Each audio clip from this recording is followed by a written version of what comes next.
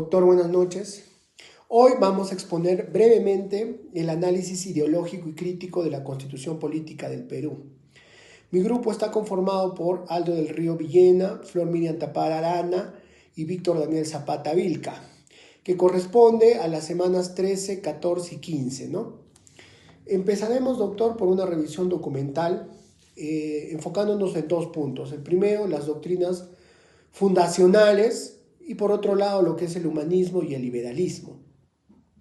Dentro de estas doctrinas fundacionales tenemos dos doctrinas que han impactado el siglo XX, que es el marxismo, fundado por Karl Marx, que nos habla acerca de lo que es el capitalismo y cómo tiene una influencia sobre el Estado. Él denuncia sobre todo, doctor, la desigualdad y busca abolir lo que es la propiedad privada para que no exista lucha de clases. También en esta época tenemos lo que es el anarquismo, ¿no? Que lo que quieren es abolir todo tipo de Estado para que el ser humano sea libre, ¿no? Sin ningún tipo de restricción. Lo que nos compete ahora, doctor, es encontrar una forma de llevar el curso de nuestro país y que se asemeja mucho a lo que es el socialdemócrata, ¿no?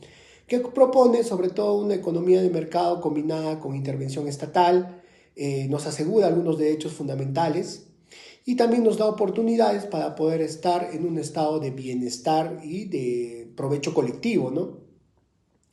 Tenemos también diferencias entre lo que es el humanismo, que sitúa al ser humano y su dignidad sobre el eje primordial de lo que es el Estado, y esto se ve consagrado, doctor, en el artículo número 1 de la Constitución Política.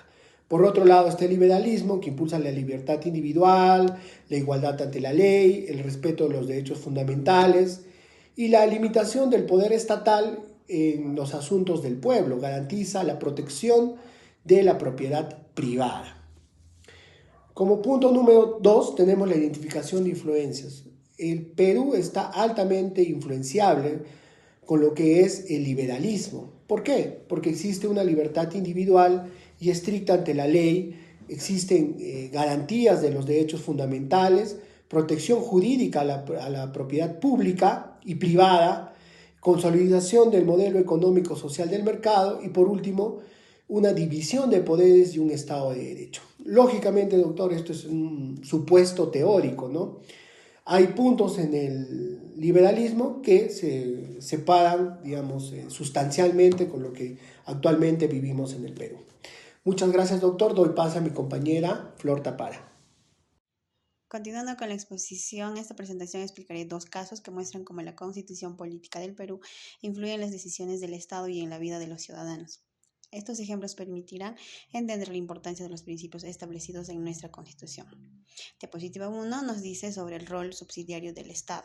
El primer caso trata sobre el rol subsidiario del Estado. La Constitución establece que la iniciativa privada tiene un papel principal en la economía. Por el Estado puede intervenir cuando sea necesario para proteger el interés público. Un ejemplo es el debate sobre la participación del Estado en empresas como Petroperú. Diapositiva 2 nos habla sobre derechos fundamentales, en el cual nos explica, en el segundo caso se relaciona en los derechos fundamentales. La Constitución protege derechos como la libertad de expresión y de reunión. Esto se observa en las protestas sociales, donde el Estado debe mantener el orden, pero también respetar los derechos de los ciudadanos. En conclusión, estos casos demuestran que la Constitución no solo organiza el Estado, sino que también guía las decisiones económicas y garantiza la protección de los derechos fundamentales. Muchas gracias. Y le doy el pase a mi compañero Víctor. Seguimos con la exposición donde vamos a desarrollar el pensamiento crítico. Tocaremos el análisis académico dogmático para el fortalecimiento del Estado de Derecho y la gobernabilidad democrática en el Perú. En este concepto pues vamos a tocar la bicameralidad y régimen político inestable en cuanto al retorno a la bicameralidad. La unicameralidad de 1993 pues rompió pues la tradición histórica y empobreció la calidad legislativa. El Senado pues actuó como una cámara de resolución y voluntad del mañana, contrarrestando leyes apresuradas. También la aplicación pues necesaria a la base de representación frente a más de 30 millones de peruanos. Otro punto es el presidencialismo parlamentarizado, donde es este híbrido de poderes, ejecutivo fuerte con decretos de urgencia y de resolución congresal. La incapacidad moral permanente como causal ambigua del que genera volatilidad, necesariamente taxativa en las causales de vacancia presidencial.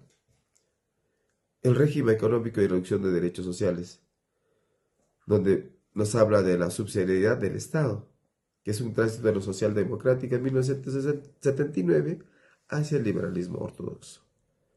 También pues la actividad empresarial del Estado es meramente recepcional y subsidiaria. Favorece la inversión privada, pero limita la intervención de las fallas de mercado. La supresión de derechos sociales, la eliminación de más de 50 artículos de derechos económicos, sociales y culturales. Tiene una postura liberal. Los gastos públicos deben ser programáticos y no exigibles de inmediato. Claro, es una corriente académica, retorno al constitucionalismo social con mínimos garantizados. La justicia militar y de jurisdicción constitucional. De ahí, pues, la crisis de la justicia militar, infracción al principio de unidad de jurisdicción. En ello actúa el Poder Judicial. Facultades extendidas históricas para juzgar a civiles en determinados contextos. La falta de control efectivo por parte del fuero común sobre decisiones militares. El Tribunal Constitucional y sus cortes. Conflictos de competencialidades. Choque de trenes entre la Corte Suprema y el Tribunal Constitucional. Judicialización de la política y control de resoluciones de amparo. Urgencia de código procesal que delimite, ¿no?, taxativamente sus fronteras. Bueno, como parte final vamos a hablar pues hacia un reacomodo democrático. La Constitución de 1993 estabilizó la economía, pero su origen y diseño hiperpresidencialista provocaron crisis de gobernabilidad crónicas. La reforma constitucional no debe ser un parche cosmético, sino un proceso estructural que recupere el equilibrio de poderes, los derechos sociales y la predictibilidad institucional. Muchas gracias.